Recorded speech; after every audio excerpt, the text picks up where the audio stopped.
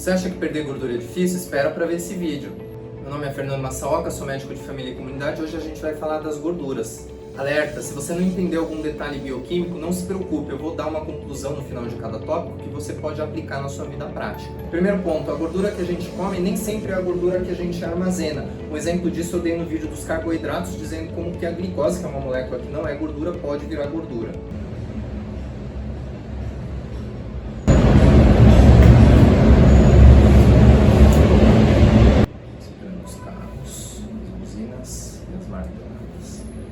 Não vai ter muito jeito, né? Coloca uma musiquinha de repente pra diminuir, né?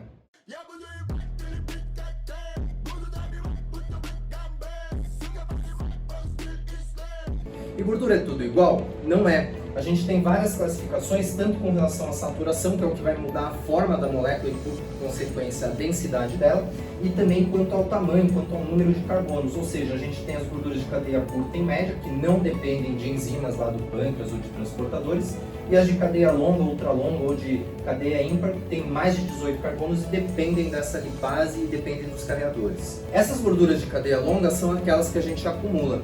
E a velocidade de queima da gordura é de 1,8 milissegundos por molécula, e ela depende de 23 moléculas de oxigênio.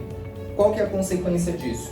Se eu não tiver um condicionamento físico adequado, ou seja, que eu não consiga transportar o oxigênio adequadamente para as minhas células, eu não vou conseguir queimar a gordura adequadamente, porque eu preciso de oxigênio para queimar a gordura. E também, se eu tiver uma frequência cardíaca muito alta, ou seja, o coração bater muito rápido, não dá tempo de ele querer utilizar a gordura. E ele é o principal músculo que utiliza a gordura. Por isso que falam que fazer cardio emagrece. Sim, a gente precisa estimular o coração, porém ele não pode passar daquele nível para a gente poder queimar gordura. E essa capacidade cardiopulmonar ela é avaliada pelo VO2, que é o resultado daquele exame, a ergoespirometria. Esse VO2, inclusive, é um marcador de saúde, tanto de qualidade de vida e de longevidade, ou seja, de viver bastante. Então, as pessoas que têm a frequência cardíaca muito elevada, seja por estresse ou seja por beber muita cafeína ou por qualquer outro motivo, elas vão ter dificuldade de queimar gordura, como a gente falou no vídeo da ansiedade. Então, se você tem um transtorno da ansiedade, você precisa tratar dele para conseguir queimar gordura adequadamente. E outra conclusão que a gente tira é que a prescrição do exercício ela é necessária para a gente queimar gordura, mas a gente precisa de uma prescrição que se adeque ao seu condicionamento físico atual e que ele vá aumentando ao longo do tempo. Só que antes da gente pensar em queimar a gordura, a gente precisa pensar em tirar ela de onde ela está e a gente precisa quebrar essa capa que tem em volta dela, que é a perilipina. Para isso, a gente precisa dessas três coisas, as catecolaminas, o glucagon e o GH. As catecolaminas são a noradrenalina, a dopamina, a adrenalina, e elas estão muito relacionadas com o estresse. Ou seja, se eu estiver com estresse crônico, como por exemplo na própria ansiedade que a gente comentou, eu vou ter dificuldade por conta da alteração da função delas de queimar a gordura. Além disso, para formar as catecolaminas, a gente precisa de um aminoácido chamado fenilalanina, que eu comentei sobre aminoácidos no vídeo das proteínas, assistam.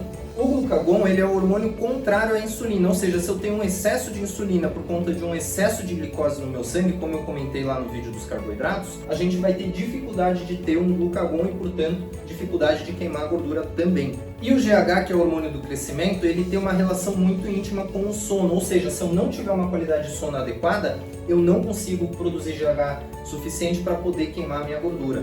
Conclusão, se você estiver estressado, sem dormir direito, sem uma alimentação balanceada, você não vai conseguir queimar a gordura do jeito que você quer. Até porque você não vai nem conseguir tirar ela da capinha dela, que é a perilipina, porque tudo isso é só para tirar a gordura da capinha que ela tem. Depois da gente tirar a gordura de onde ela está, transportar pelo sangue e ela chegar na célula, ela precisa de mais outros processos para poder ser quebrada. Então, para ela entrar na mitocôndria, que é o que produz energia para a minha célula, ela precisa dessa enzima aqui, que é a carnitilacetiltransferase, a CAT. E essa enzima depende da vitamina B2, ou seja, se eu tiver uma falta de B2, eu também vou ter dificuldade para queimar minha gordura. E o que aumenta a produção mitocondrial? Atividade física. Conclusão, fazer exercício aumenta a atividade mitocondrial, que aumenta a queima de gordura.